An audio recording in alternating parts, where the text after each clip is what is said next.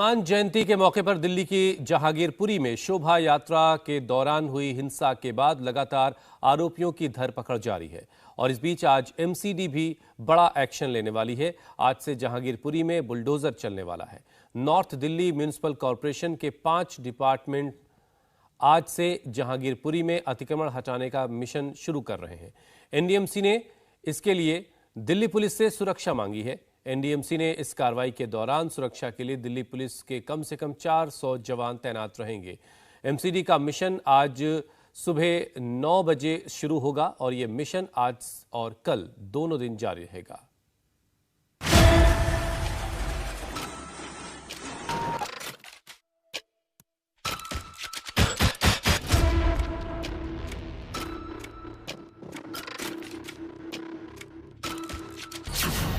Order आ गया है।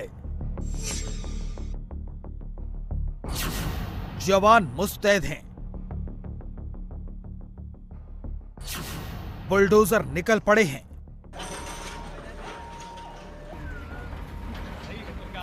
ये सारे ठैये अंसार के इशारे पर सरकारी जमीन पर सड़क किनारे कब्जा करके लगाए गए हैं।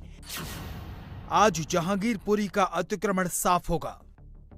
120 फीट की सड़क है और सिर्फ 20 फीट बची है, बाकी पर कबाड़ का कब्जा है। जहां भी अपराधियों ने सिर उठाया, वहीं सरकार ने बुलडोजर चला दिया। शुरुआत यूपी में माफिया पर कार्रवाई से हुई, फिर एमपी के खरगोन में हिंसा भड़की तो शिवराज मामा का बुलडोजर आ गया और अब गृह मंत्री अमित शाह के सख्त तेवरों के 24 घंटे के अंदर दिल्ली में एक्शन की तैयारी शुरू हो गई है। जिस जगह पर 5 दिन पहले दंगा हुआ था, उस जगह पर आज बुलडोजर चलने वाला है। उस जगह से 24 घंटे में सारा अतिक्रमण साफ कर दिया जाएगा। इतने बवाल के बाद एमसीडी की नींद टूटी है। अब उसे इस कॉलोनी में अतिक्रमण दिखाई देने लगा है, इसलिए दंगा हुआ तो ये फरमान जारी कर दिया गया। ये है वो फरमान जिसमें लिखा है special joint encroachment removal program in Jahangirpuri Delhi, यानी कि एमसीडी के 5 डिपार्टमेंट आज जहांगीरपुरी से अतिक्रमण हटाएंगे। ये चिट्ठी दिल्ली पुलिस के डीसीपी नॉर्थ वेस्ट को लिखी गई है। इसी चिट्ठी के जरिए एमसीडी ने दिल्ली पुलिस से 400 जवान मांगे हैं ताकि अतिक्रमण हटाने की कार्रवाई के दौरान सुरक्षा सुनिश्चित की जा सके। एक्शन सुबह 9:30 बजे से शुरू हो जाएगा। इसका मतलब है कि एमसीडी ने उन जगहों की पहचान कर ली है जहां पर एनक्रोचमेंट हुआ, इसीलिए बुलडोजर चलाने का वक्त और जगह तय कर लिया गया है। अब एक्शन होना बाकी है, वही एक्शन जो पहले यूपी और फिर एमपी में हो चुका है।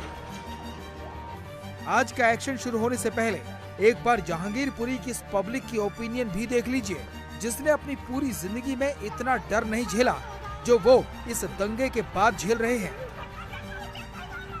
तो ऐसी होना चाहिए कि जिंदगी में भूल जाए कि दोबारा कि ऐसा कर्म करे, ऐसी कार्रवाई होना चाहिए। यहाँ के पुलिस प्रशासन जो ठीक नहीं लगते। आए दिन घरों के अंदर घुस के चोरियां होती है।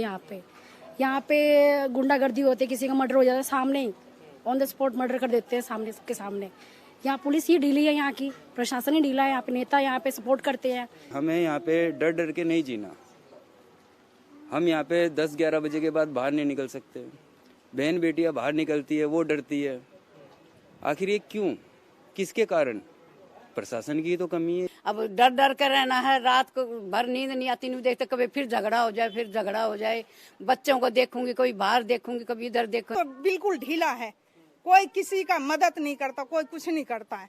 ऐसी होना चाहिए कि हाँ कोई आया है हिम्मत वाला, तो पब्लिक का भी हौसला बढ़ जाएगा। गरीब इंसान 8-10 हजार के लिए पूरी नौकरी करता है, जब सैलरी लाता है तो उनको बीच में से लूट लेते हैं। आखिर वो लूटा हुआ पैसा कहाँ जाता है? इन्हीं के पास तो जाता है।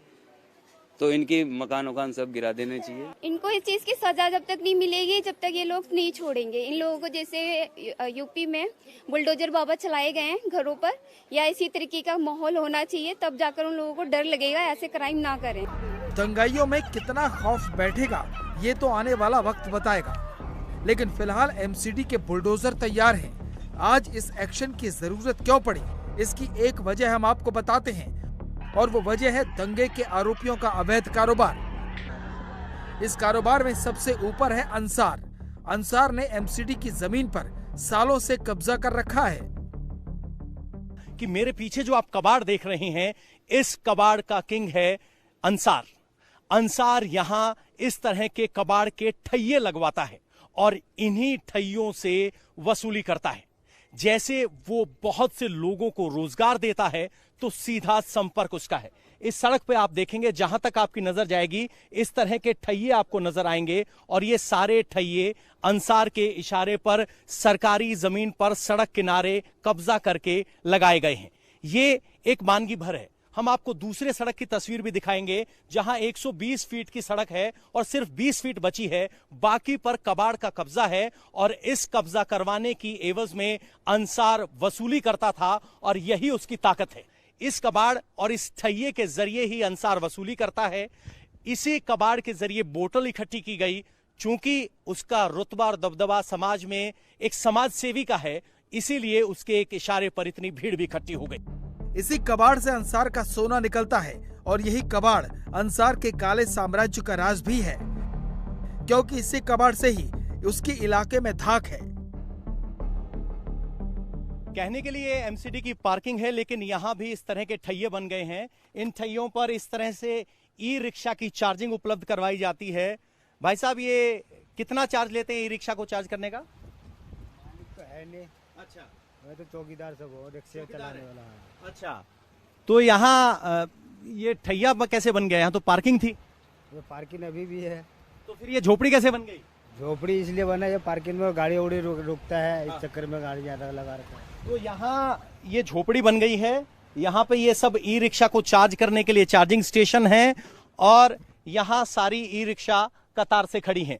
सोचिए, जहांगीरपुरी में 2.5 एकड़ जमीन की कीमत क्या होगी, लेकिन यहां कुछ हजार रिश्वत देकर आप इन कबाड़ के ठैयों के जरिए मालिकाना हक हासिल कर सकते हैं। यह कबाड़ का ठैया देख रहे हैं आप, इसके साथ बड़ी झोपड़ी और बड़ा कब्जा, यहां भी कब्जा है। अगर आप देखेंगे तो इस पूरी कतार में आपको कबाड़ के ठैये नजर आएंगे। अभी तो आपने जहांगीरपुरी में अतिक्रमण का ट्रेलर देखा है, खुले मैदान में अंसार का कब्जा देखा। अब देखिए कैसे सरकारी प्रॉपर्टी पर भी कब्जा कर लिया गया। इस वक्त हम इस ढलाव के सामने हैं। यह ढलाव कूड़ा इकट्ठा करने के लिए बनाया गया है, लेकिन आपको बता दूं यहां कोई बदबू नहीं आएगी, साफ सुथरा है, क्योंकि यहां कूड़ा नहीं, वो प्रोसेस्ड कूड़ा है जो बेचने लायक है। यहां ताला लगा हुआ है। अंदर आप देखेंगे, कैमरा अगर अंदर दिखाएंगे तो सामान रखा हुआ है, झाड़ू, कूलर, कुर्सी और यहां एक वेइंग मशीन भी है। यानी इस कूड़े के ढलाव को भी दुकान के तौर पर इस्तेमाल किया जा रहा है। आगे आइए जरा, ये पूरी कहानी अतिक्रमण की है।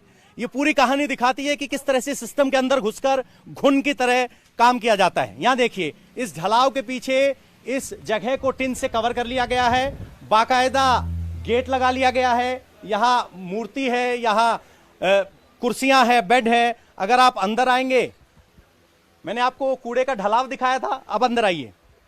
कूड़े का ढलाव बाहर से बंद है, इसका दरवाजा तोड़ दिया गया है और यहां दरवाजा लगा दिया गया है।